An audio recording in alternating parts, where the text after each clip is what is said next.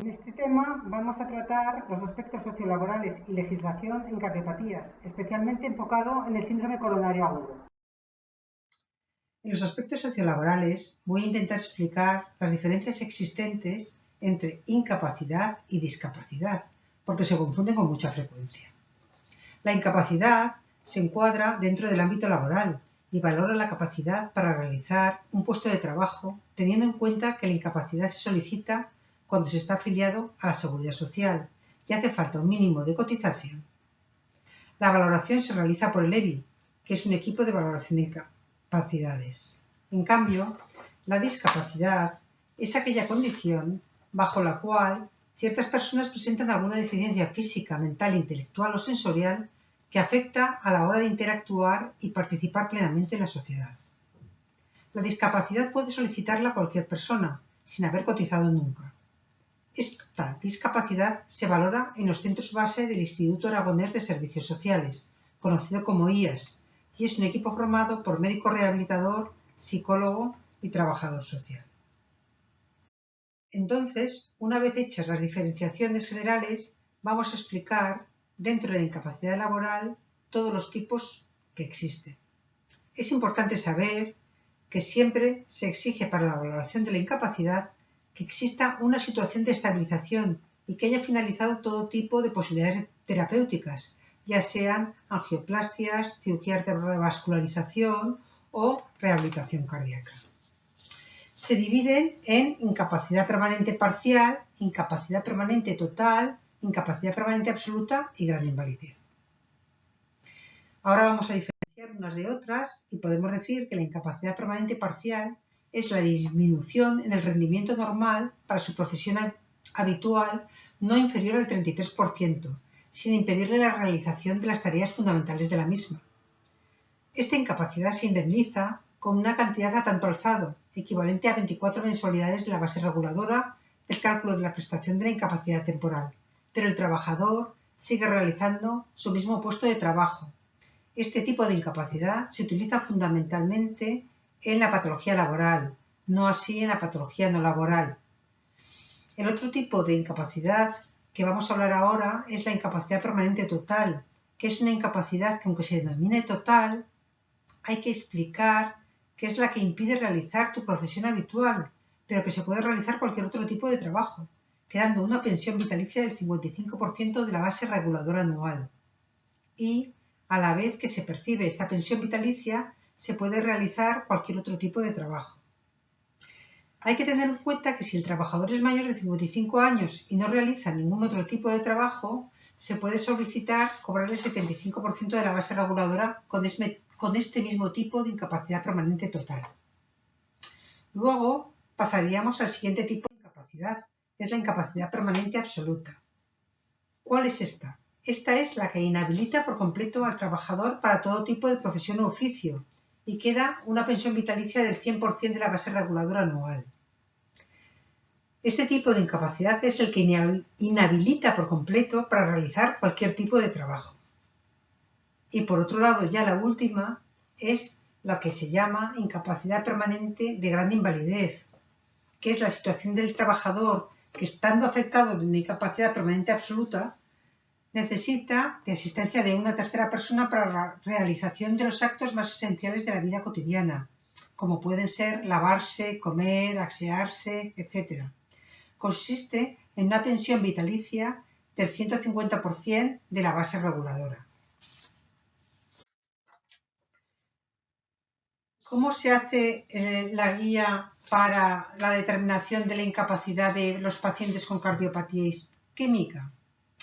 Pues entonces hay que tener en cuenta el diagnóstico, los tratamientos pautados, la evolución, así como determinar el pronóstico, la capacidad funcional que queda y relacionándolo con el puesto de trabajo que realiza. Y asimismo hay que tener en cuenta si el paciente tiene en su puesto de trabajo responsabilidad sobre terceros o no. Entonces, para determinar la incapacidad para el trabajo por disfunciones y limitaciones derivadas de una cardiopatía isquémica, dividimos a los pacientes en tres grupos. El grupo 1, que son pacientes de bajo riesgo, son aquellos que tienen prueba de esfuerzo clínica y eléctricamente negativa con una capacidad funcional mayor de 7 meds y con una fracción de eyección mayor del 50%, con ausencia de arritmias malignas fuera de la fase aguda.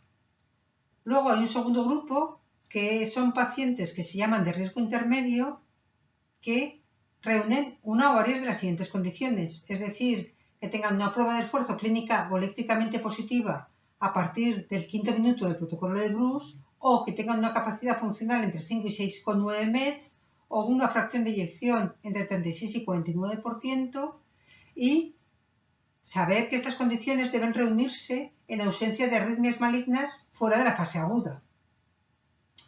Y por último, el siguiente grupo, que es el grupo 3, son pacientes de alto riesgo, que son aquellos pacientes que reúnan una o varias de las siguientes condiciones.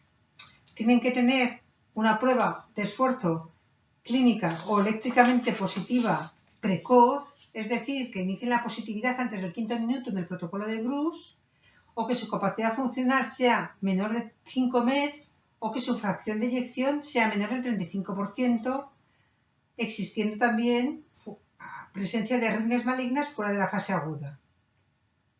O también puede ser que exista una respuesta hipotensiva a la prueba de esfuerzo, o que sea un paciente no revascularizable por tener lesiones coronarias severas y un mal vaso distal. Entonces, con estos grupos que hemos hecho de riesgo, ¿cómo dividimos las incapacidades? Pues entonces tenemos que hacer una serie de consideraciones.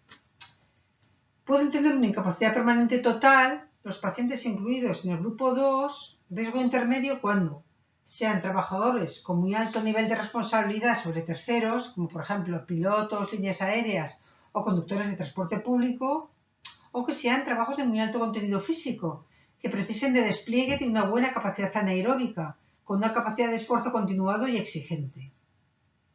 O en un segundo lugar, pueden ser pacientes incluidos en el grupo 1, que son los de bajo riesgo, o de grupo 2 de riesgo intermedio, cuando el trabajo habitual de los pacientes requiere una capacidad funcional superior a la alcanzada en las pruebas de esfuerzo.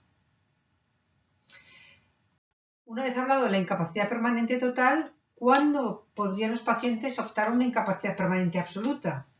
Sería únicamente los pacientes incluidos en el grupo 3 de alto riesgo una vez que hayan finalizado todas las posibilidades terapéuticas.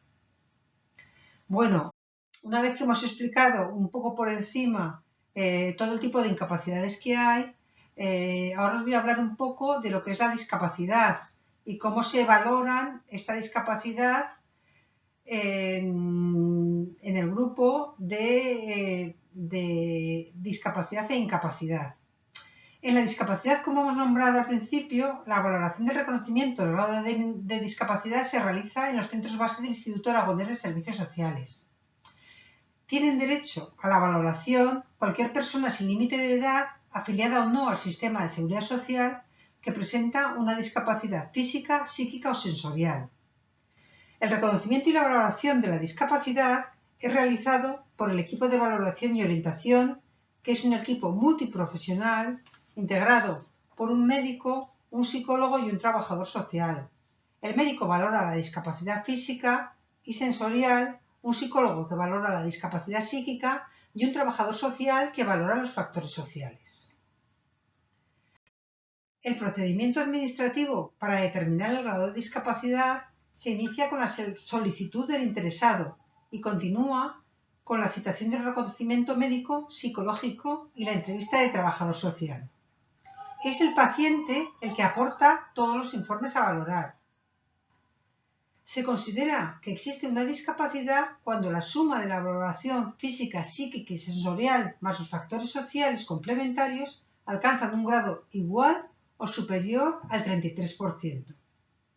Hay que tener en cuenta que para sumar los factores sociales complementarios hay que tener un mínimo de 25% de discapacidad física más psíquica más sensorial. A partir del 65% de discapacidad se puede solicitar cobrar la pensión no contributiva, dependiendo de los ingresos de la unidad familiar. Y luego es importante saber que hay que tener también un mínimo del 75% de discapacidad y 15% de ayuda de tercera persona, que es otra tabla aparte, para poder solicitar el incremento del 50% de la cuantía económica de la pensión no contributiva. Por otra parte, la valoración de la movilidad reducida es independiente de la valoración del porcentaje de discapacidad. Y hay personas que con 33% de discapacidad pueden tener esos 7 puntos y tener una tarjeta de movilidad reducida, y hay otras personas que teniendo un 75% de discapacidad pueden no tener la tarjeta de movilidad reducida, porque se realiza el cálculo con unas tablas en las que hay que tener un mínimo de 7 puntos para ser considerado como tal. Entonces, en el paciente cardiópata, ¿cómo valoramos la discapacidad? Porque esto que hemos hablado son normas generales. Pues lo dividimos en clase 1, que es el 0% de discapacidad, cuando los pacientes que han tenido una cardiopatía isquémica, pero en la actualidad se encuentran asintomáticos. Y luego están en una clase 2, que va del 1 al 24% de discapacidad, aquellos pacientes que están diagnosticados de cardiopatía y que cumplen los criterios expuestos en esta diapositiva, o que presentan episodios anginosos documentados médicamente con una frecuencia inferior a 1 al mes, a pesar del tratamiento médico continuado. ¿Cuándo decimos que los pacientes cardiópatas están en una clase 3, que va del 25 al 49% de discapacidad? Pues lo decimos cuando requieren tratamiento continuado para la no aparición de angina o de insuficiencia cardíaca, y a pesar de ello presentan episodios anginosos con frecuencia superior de 1 al mes. Para alcanzar un grado de discapacidad del 50 al 75%, es decir, estar en una clase 4, es necesario que el paciente esté diagnosticado de enfermedad coronaria, manteniéndose en clase funcional 4 de la NIGA. Es decir, en esta clase el paciente tiene disnea de mínimo esfuerzo o en reposo y es incapaz de realizar cualquier actividad física. Y, además, requiere tratamiento médico continuado, desencadenándose aún así aparición de angina o insuficiencia cardíaca. Y ya por último, para alcanzar la discapacidad del 75%, que es decir, estar en una clase 5, el paciente tiene que presentar cardiopatía isquémica, cumplir los criterios de la clase 4, siendo su discapacidad muy grave, dependiendo de otra persona para realizar las actividades de autocuidado en la vida diaria.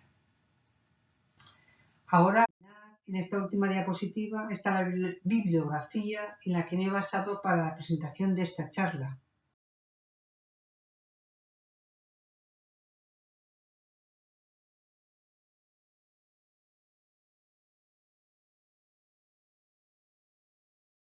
Como conclusión, es importante una buena integración laboral y social tras una cardiopatía isquémica. Muchas gracias.